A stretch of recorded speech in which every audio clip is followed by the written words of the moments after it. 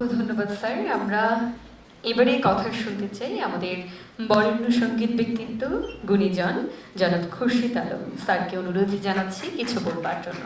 উপবিষ্ট মঞ্চে উপবিষ্ট আজকের অনুষ্ঠানের প্রধান অতিথি এবং আজকের অনুষ্ঠানের সভাপতিকে আমার আন্তরিক ধন্যবাদ। সেই সঙ্গে যারা গীতিকার, শিল্পী, সুরকার যারা আজকে এখানে এসেছেন সবাইকে আমার আন্তরিক ধন্যবাদ এবং শুভেচ্ছা।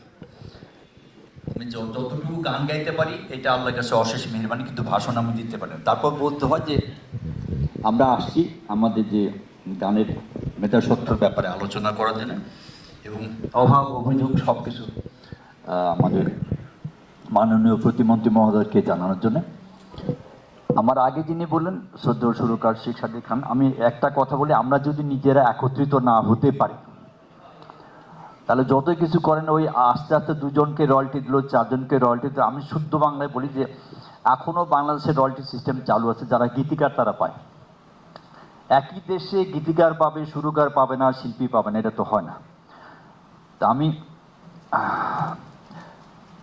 সবাইকে বলবো যে আমরা চলেন একত্র হই এবং একত্র হয়ে আমরা আমাদের অভাব অভিযোগগুলি পেশ করি যথাস্থানে এবং এটি সুষ্ঠুভাবে যেন হয়। ওনার একক প্রচেষ্টা তো হবে না, ওনার আরও যারা আছেন সবাইকে নিয়ে আশা করি আমাদেরকে নাখোশ করবেন না আর কি।